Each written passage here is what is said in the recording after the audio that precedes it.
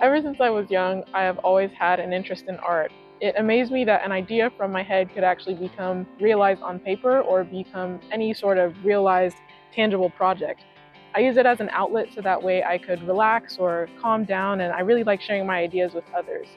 I consider myself an extrovert, so being around other people and sharing those ideas was also really enjoyable for me. I like getting to know what they were about, what their art was like, and their other backgrounds, so I could incorporate it into my own art. I was also born in Nigeria and raised in Georgia, but I've had the opportunity and privilege to go back to the country and being able to travel to other countries as well to get other perspectives from different cultures and different people. I'm Mayowa Odunjo, and I am an undergraduate student at Kennesaw State University studying architecture. In line with my passion for art and community, I did a project on the Atlanta Botanical Visitor Center. What we were tasked with was creating a visitor center expansion on the Atlanta Beltline. How I started my design process was really me thinking about how I would feel and how others would feel inside of this visitor center. So we first started out with going onto the site itself. We were walking around the botanical garden, and the first thing that I really noticed was how the light was penetrating through the trees. I really enjoyed my experience here. I felt very calm, and the trees and the canopy shading over me was very enjoyable, along with the long promenades that were inside of the botanical garden. I just really enjoyed my time there and how serene the space was feeling, and that was something that I really wanted to incorporate into my design.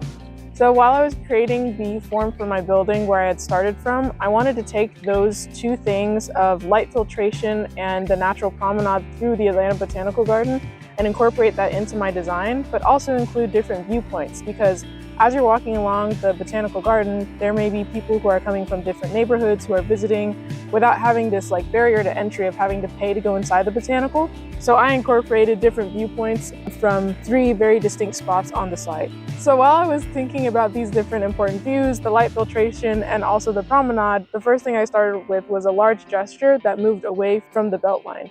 So it was a very large swoop in order to create this continuous path from the Beltline to the visitor center and back to the Beltline again.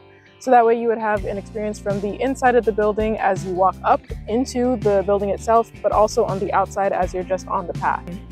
Because of the natural sloping topography, the center sits further inside the lot line at a higher grade, with an open lobby that faces the exterior green welcome space that's covered by a cantilevered canopy. Inside of these entry doors, visitors are greeted with a double-height lobby, which is directly across the conservatory, which houses a wide range of Georgia native plants, and a pathway to the rest of the botanical gardens. The design challenge also called for an inclusion of other programs such as a restaurant and event space.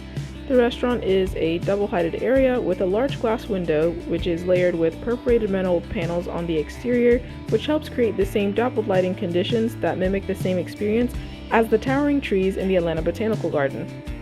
On the other side of the building, on the open second floor, is the event space, which peeks out into the lobby, the restaurant area, as well as the conservatory, so there's a wide range of views. As for the structure of the project, steel was used to create these very long spans and tall spaces in order to evoke the same emotion of being inside of a very grand space. One of the main takeaways that I took from this project was lighting, material, and ventilation. So I had to really pay attention to what type of facade material I was going to use to create the same effects that I got while I was in the botanical.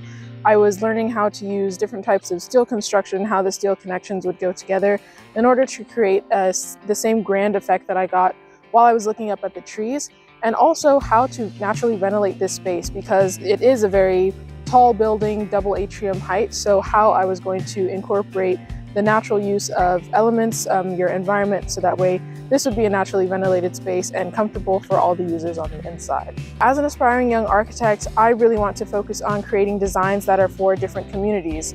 I want there to be a purpose for a building. I don't want to just design a building just for it to be designed. I want people to be able to interact in these spaces and be able to enjoy themselves and have different experiences and be able to share it with others. We have a responsibility to create buildings that don't encroach on the natural environment, but they're harmonious with it and they respond well to it, because we have to design for the future of this earth and other people who are going to be using it.